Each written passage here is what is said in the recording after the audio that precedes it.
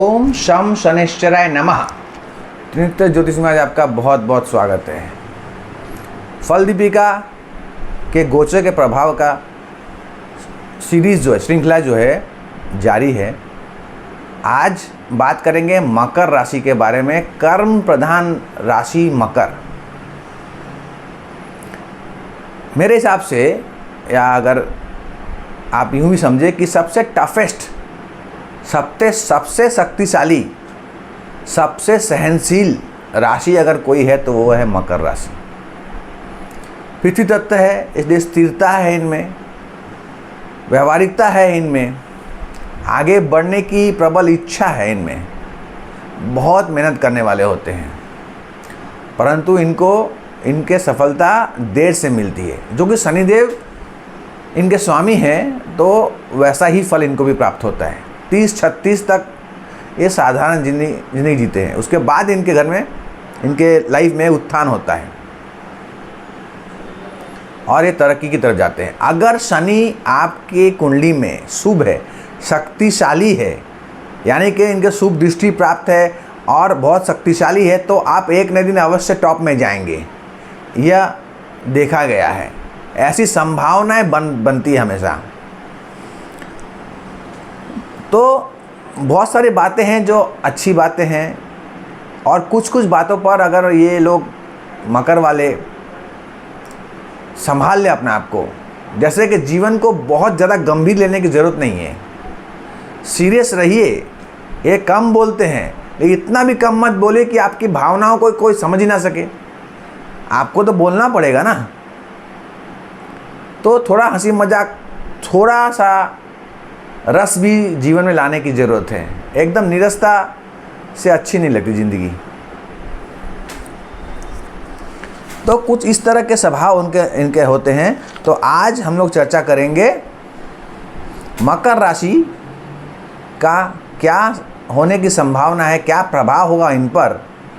ये जो बृहस्पति देव का गोचर मार्गी अवस्था में हुआ है 11 मार्च से लेकर 2 जून तक, ये छोटा सा समय अवधि काल, इस पर इनका क्या प्रभाव होगा बृहस्पति देव का, यह समझने की कोशिश करते हैं।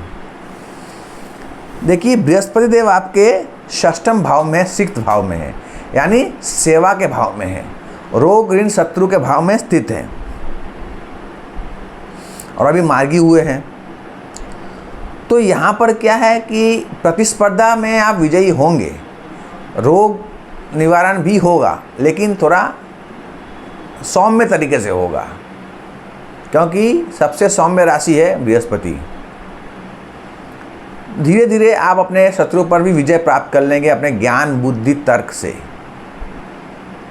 सेवा जारी रखिए, मेहनत जारी रखिए, आपका अवश्य भला होगा। और जैसा कि मैंने पहले भी बताया है कि बृहस्पति की सारी दृष्टियाँ, तीनों दृष्टियाँ, पंचम, सप्तम और नवम, चाहे कोई भी राशि हो, हमेशा शुभ होती है। और शनिदेव का गोचर जो अभी चल रहा है वह 3य भाव से चल रहा है, पराक्रम भाव से। तो शारीरिक पराक्रम शनिदेव स्वयं करा रहे हैं आपको, और ये बृहस्पति देव की राशि में है, मीन राशि में, तो ये भाव की वृद्धि होगी। शनिदेव की दृष्टि पड़ी आपके 5म भाव पर, 9वें भाव पर और 12 भाव पर। तो संतान के लिए भी मेहनत करनी पड़ेगी, प्रेम विद्या के लिए भी मेहनत की आवश्यकता है। भाग्य में थोड़ा सा सॉफ्टनेस या ज़्यादा स्ट्रिक्ट होने की ज़रूरत नहीं है,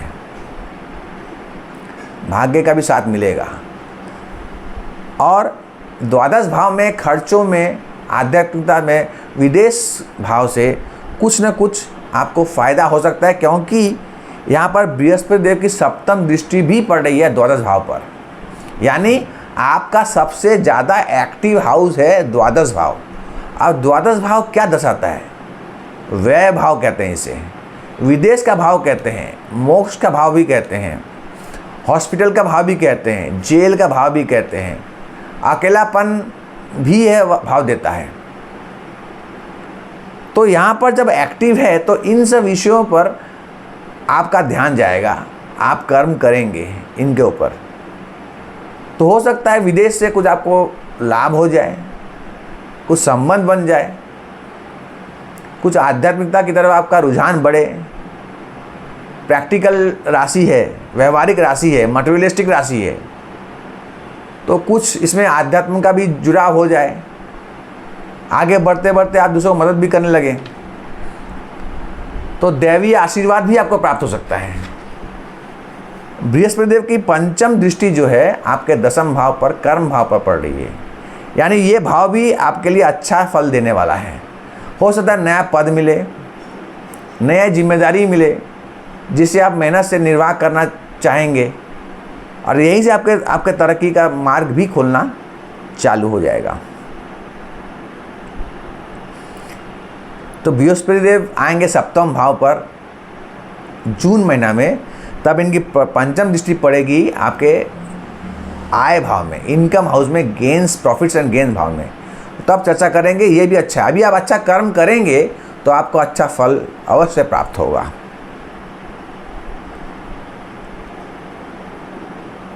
और बृहस्पति की जो नवम दृष्टि है वो आपके धन भाव पर है, परिवार भाव पर है, वाणी भाव पर है, कुटुंब भाव पर है, आपके खान पान के भाव में है। तो यहाँ पर बृहस्पति राहुदेव पहले से ही विराजमान है, तो जो एक संकोच या दुविधा या कुछ समस्या आ रही होंगी परिवार वालों से, उसका भी निवारण हो जाएगा। परिवार से मधुर संबंध बन जाएंगे, खान पान सुधर जाएगा, आपकी बोली में मिठास आ जाएगी। मिठास के कारक भी बृहस्पति देव है। मीठा बोलिए, आगे बढ़िए, तरक्की कीजिए। आप मेहनत करने में पीछे नहीं हटते हैं। आपकी तरक्की स्वयं शनिदेव देने वाले हैं और देंगे ताउम्र। आपका भला होगा। बस थोड़ा सा अपने आप को परिस्थितियों से ढाल लीजिए, थोड़ा सा मिलनसार होइए, अकेलापन का शिकार मत होइए, लोगों से मिलिए, लोगों से बात करिए, अपने भावनाओं को व्यक्त कीजिए। लोग आपसे जुड़ते रहेंगे। जितना लोग जुड़ेंगे आपके लिए अच्छा है, आपकी तरक्की होगी, समाज में आपका नाम भी होगा। काम के साथ नाम भी जरूरी है, दाम तो आएगा ही। तो बस आज के लिए इतना कहूँगा मैं कि यह गोचर ठीक है, कोई प्रॉब्लम नहीं है। आप तरक्की करेंगे, मेहनत करते रहिए, आगे बढ़ते रहिए। शनिदेव की का आशीर्वाद आपके ऊपर हमेशा बना रहेगा। आज के लिए मुझे आज्ञा दीजिए। राधे राधे।